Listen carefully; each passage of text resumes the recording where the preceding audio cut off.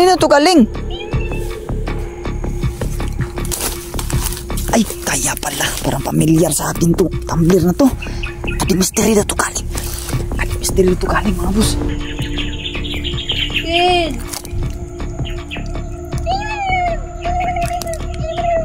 Huwag na mapaling lang sa mandog to. Kid!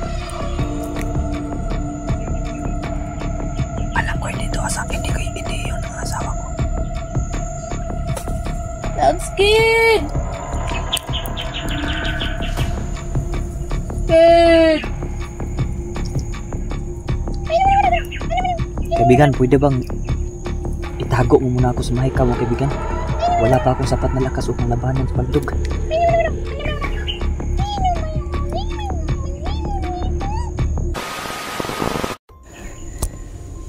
Hello mga kabusin mo. Kasalukuyan pa rin ako nasa bundok mga bus. Dami pa rin mga kultong mahabol sa akin. You know, nasa unahan. Hinahanap ko yung daan mga kabusin mo. Palabas sa area na to. Hindi ko talaga mahanap-hanap mga boss. Salamat naman tayo mga boss. Nulungan tayo kahapon ni kaibigan Jun. Uhaw na ako mga boss. Nakagutom na ako. Hindi ko pwede magtagal dito mga boss. Yan o. May mga boses pa doon na mga boses ng kulto na doon mga boss. Kasaluyo ko yan pa nila akong simpan ito. Hindi siguro na ako palabas ng gusto ng buhay.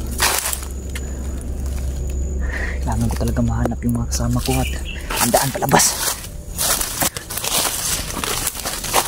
Hindi ko na alam mga kabusin kung anong update na sa mga kasamahan ko mga kabus.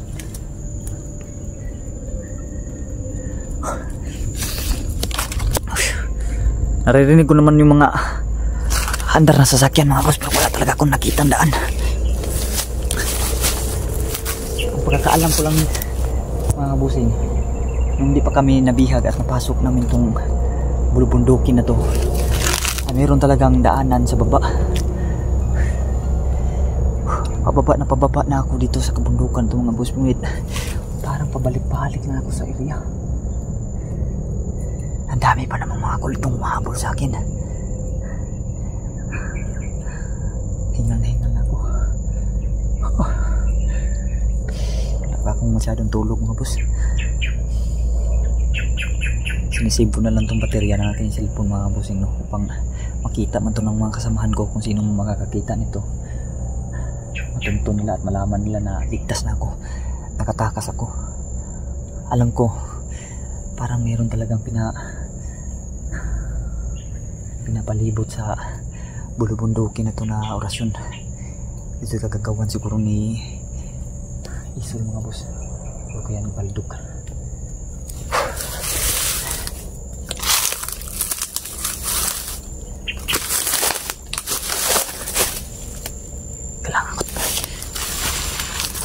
Kailangan ko talaga magdadaan mga boss. Magdadaan sa bawat kilos ko. Dapat sigurado talaga. Alam kong sinusundan ako ng maraming kulto dahil malaki yung galit ni Commander Isol sa akin dahil pinaslang ko yung anak niya. Pinapos namin. Iwan ko mga boss kung ano nang update ka doon, Carlo mga boss. Kung ano nang nangyari ka doon. Kasi pinaghiwalay kasi kami mga kabusing mo. Matatandaan ko lang nung gabi na lakas yung ulan ay pinagtagpo kami ni Donna at doon kami binugbog kami ng binugbog. Pagkatapos nun pinaghiwalay kami. Yan, may mga apak sa unahan. May mga apak.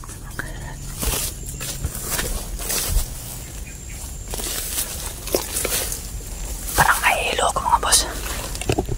Parang mawawalan ako ng lakas. Nahihilo ako. Siguro sa gutom na to.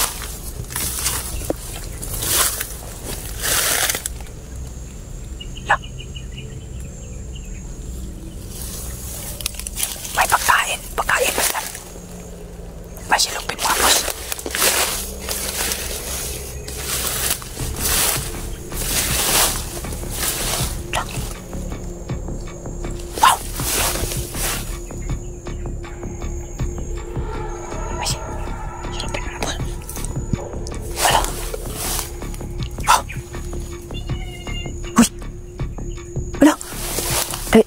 Hazel?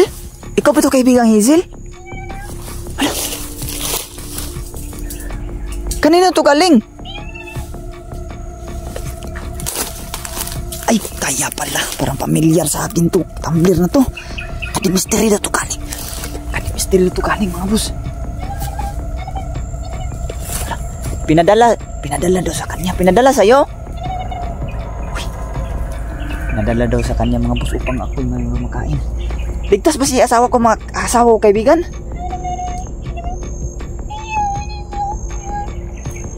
Antika, muntik daw linlang bandog. Buti na lang daw, natulungan daw niya.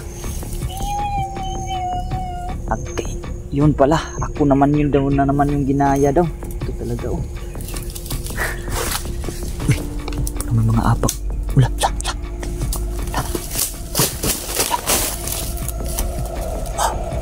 Meron bang kalaban dito nakasunod kaibigan? Wala daw. At wag ko daw ako mag-alala kahit kung meron man daw nakasunod, siya na daw yung bahala.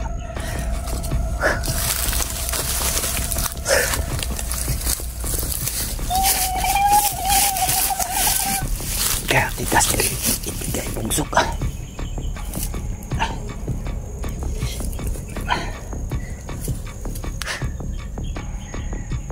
Kakain na siguro ako. Kaibigan, kakain muna ako kaibigan. Gutom na talaga ako. Uhaw talaga ako mga boss. Grabe yung pagka-bugkos nito. Salamat talaga sa tulong yung kaibigan. Una talaga tinulungan ako ni kaibigan Jude kahapon. Makatakas ako.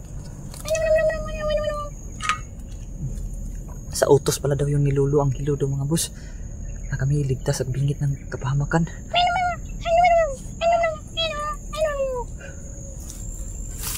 Huwag daw ako masyadong magsalita mga boss. Focus na lang daw ako sa pagkain.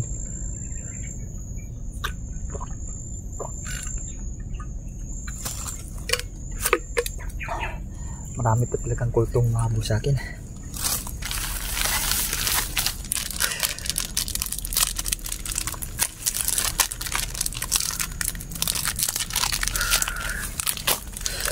Kain tayo mga boss.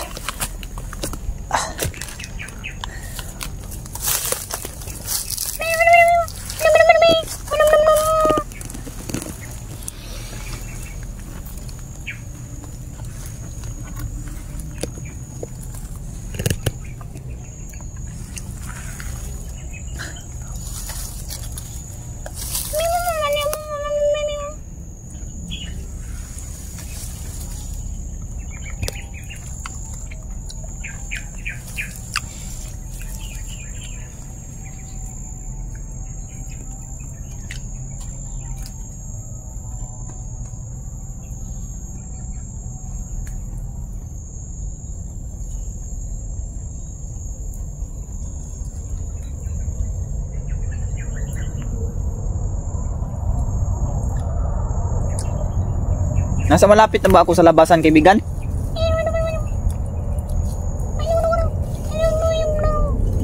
Yeah.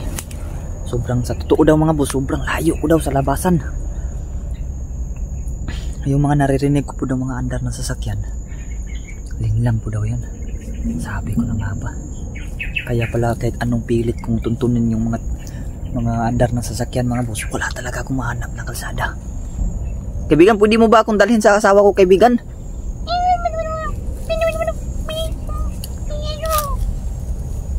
Ika nalulungkot daw niyang sabihin mga boss.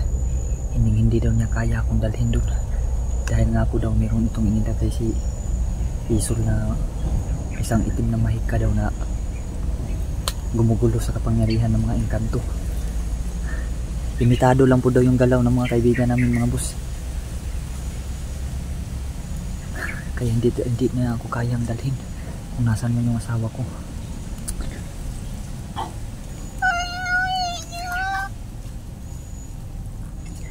Patawad daw sabi ni kaibigang Hazel. Okay lang kaibigan, walang anuman kaibigan.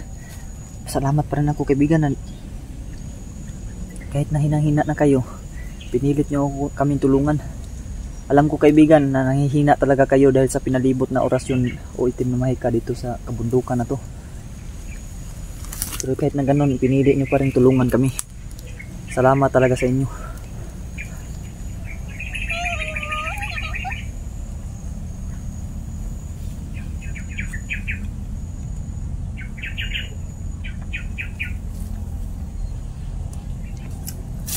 Kailangan ko magtira mga boss para sa mga iba kong kasamahan, no? Kung makita ko lang sila, kung papalarin man makita ko sila dito.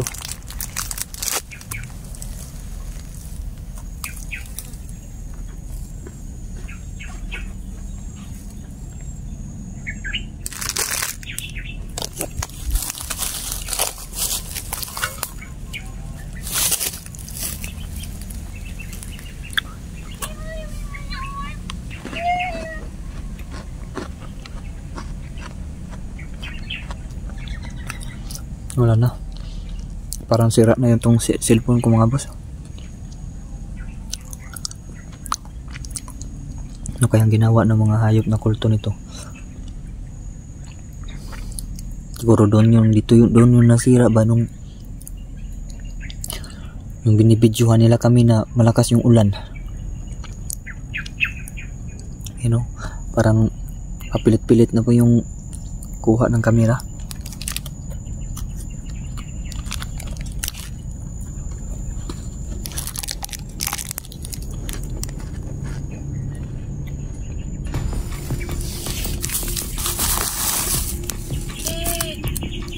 Yeah. Kid! Huwag na mapalim lang sa baldog to. Kid! Alam ko hindi to hindi yun ang asawa ko. That's Kid! Kid! Kaibigan, pwede bang itago mo muna ako sa mahika mo, kaibigan? Wala pa akong sapat na lakas upang labanan sa baldog.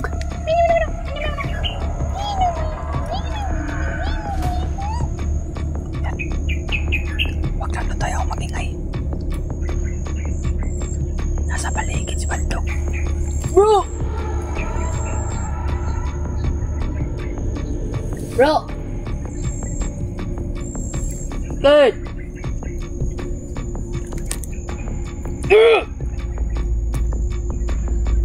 Hayop na baldog to talaga. Parang hindi na talaga kami palabasin ng buhay dito. Bundok pa to. Kid! Ngunit hindi na niya ako kayang makita, mga boss. Higit pa to sa Kid! higit pa to sa tanggulilong, mga boss, yung ginawa ng aking kaibigan. Kid! Kid! Nakakadara, Kid! Kaya gaya talaga yung boses niya. Sobrang pagkakamali niya. Bro! Ang pagkakamali niya, mga boss. Hindi niya alam na nasa akin si Hazel ngayon. At nadidetect siya na si baldog siya.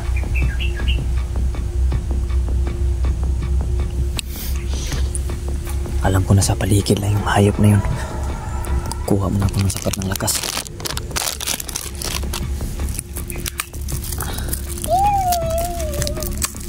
Kain lang daw ako dito, mga boss. Huwag daw mag-alala. Salamat talaga sa iyo, kaibigang Hazel. Yun, sabi daw ni kaibigang Hazel, mga boss, dapat lang po daw itong gawin nila daw sa pag-amin. Natulungan kami dahil malaki po daw yung utang na loob nila sa amin nung tinulungan namin gumaling yung lolo nila. Kahit na nahihirapan kami sa misyon yung na tabako ng agta, ay kinuha pa rin namin.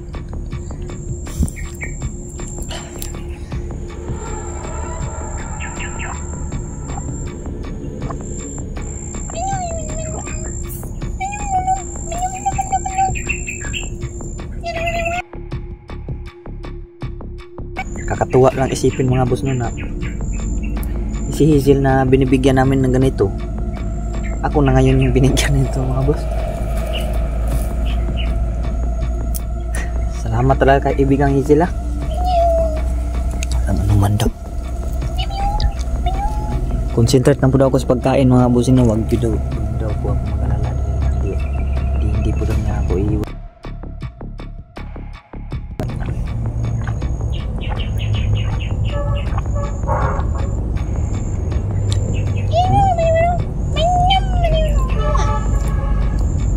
Ito daw naririnig ko mga boss. Parang katang isip lang po daw yung naririnig ko ngayon na mga andar ng sasakyan, andar ng motor, sirbato ng sasakyan. Kaya pala talaga na kahit anong pilit kung tuntunin yung kalsada na sabi ko sa inyo na sa baba ng bundok may kalsada, hindi talaga matuntun.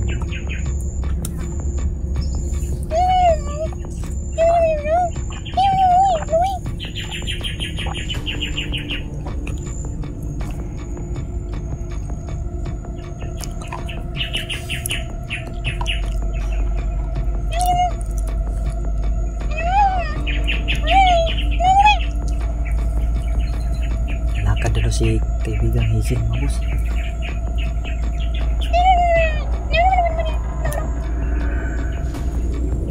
Sabi na niya kanina limitado na daw yung kapangyarihan nila dito sa bundok na to. Pwede daw nila ito pahamak. Sige kaibigan, mag-ingat ka kaibigan. Maraming salamat sa tulong mo kasi ngayon medyo bumalik na yung lakas ko, nakakain ako kaibigan. Kayang-kaya ko ng sarili ko ngayon.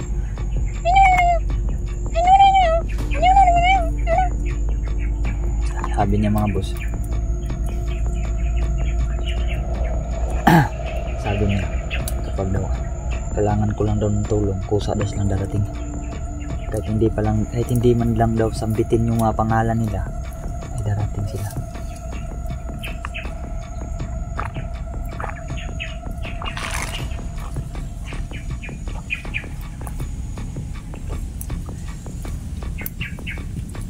Kahit ano bang oras kaibigan, pwede kitang tawagin? Hindi daw mga boss. Sila lang daw yung bahala kung kailan sila susulpot mga busing no, or kailan sila makakapunta dito kasi limitado lang kasi talaga daw ang kanilang kapangyarihan dito.